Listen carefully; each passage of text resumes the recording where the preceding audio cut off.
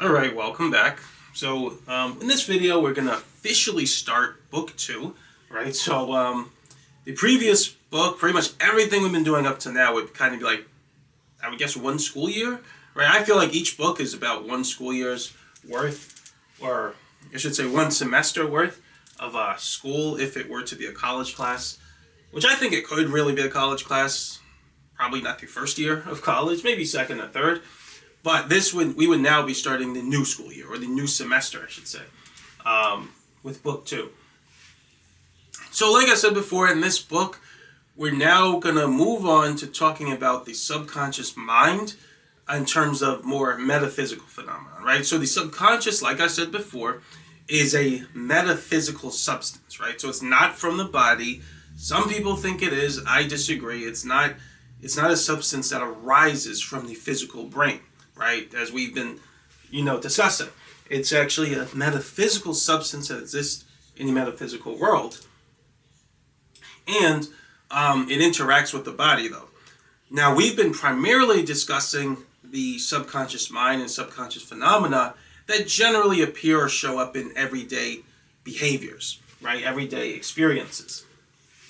Now, with book 2, we're now going to start talking about the subconscious in terms of it's kind of hard to say it. It is still technically everyday behaviors, but it's not quite as obvious, right? So we're going to talk about this. We're going to use the information that we talked about in the first book and that we applied for more secular experiences or everyday experiences as it relates to emotion, creativity, beliefs.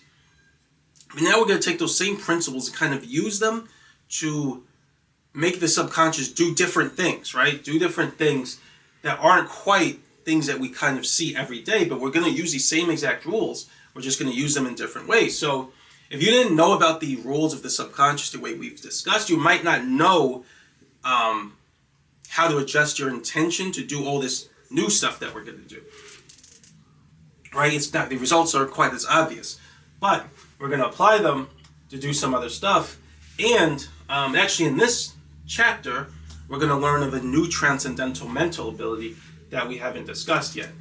So the title of chapters were all connected. There's not too much to go over in this video.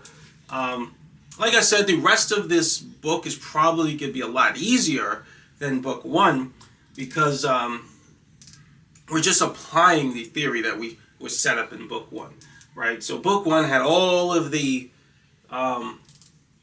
hard theory, so it probably took a lot of effort to really get the hang of it. But book 2 is not really like that. There's still theory, but we're really going to just be talking about applying the theory. There's not too much new stuff we're going to learn in terms of hard theory, although we are going to learn a new thing in this chapter. But really, we're going to be applying that information to metaphysical concepts like God, right? That's a big one. Like I said, pretty much all of the metaphysical realm revolves around God. Then we're going to talk about negative entities. Unfortunately, right? They exist. They are real, right? They interact with your subconscious. And that's a whole other thing that we're going to talk about. Then we're going to talk about psychic abilities in terms of ESP and then chi energy. And then we're going to talk about the metaphysical realm, which has to do with the purpose of life and things like that.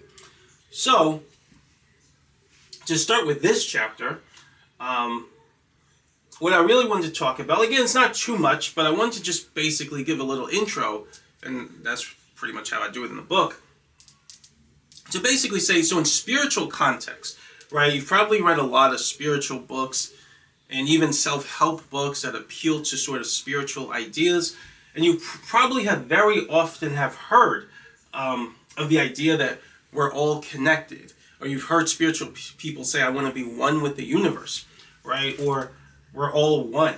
Just to go over this, many spiritual texts will say that we're all one or one with the universe. And what does that really mean? Right? Can these ideas be reconciled with the theoretical framework established for the operation of the subconscious mind that we've been discussing?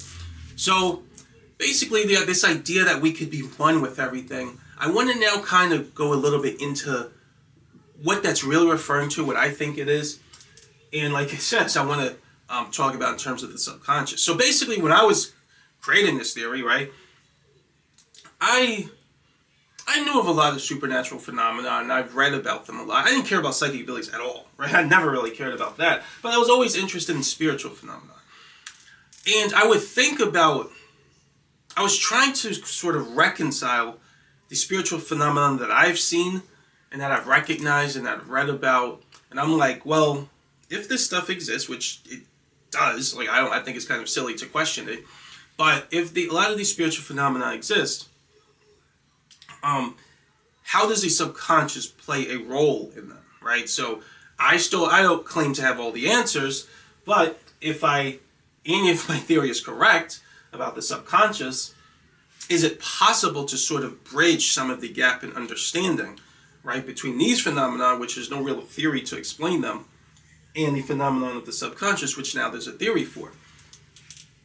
So I thought about it for a while, and I kept trying to connect them, and eventually I came up with this idea of a new transcendental mental ability, which I think pretty nicely kind of fills in those gaps in understanding and really helps to explain a huge amount of supernatural phenomena, right? So that's what we're pretty much going to talk about in the next video. So we're going to talk about the new transcendental mental ability we haven't discussed yet. And I think that mental ability is pretty much at the core of all supernatural phenomenon. I'm trying to think if there's anything I forgot. I think that's pretty much it. That's everything I wanted to say in this video. Yeah, that's pretty much it. So yeah, that's pretty much it for this video. So yeah, in the next video, we're now going to talk about the new mental ability, transcendental mental ability, which I call transcendental connection, right? Oh, I wanted to say that the originally I actually wrote the book. Originally, I actually wrote the book without this mental ability, and it wasn't quite complete, right? But then when I came up with this mental ability, this new one, I theorized its existence. Everything sort of fit into place. So that's what I wanted to say. But yeah, we'll talk about the new ability next video. So thanks for watching, and I'll see you next video.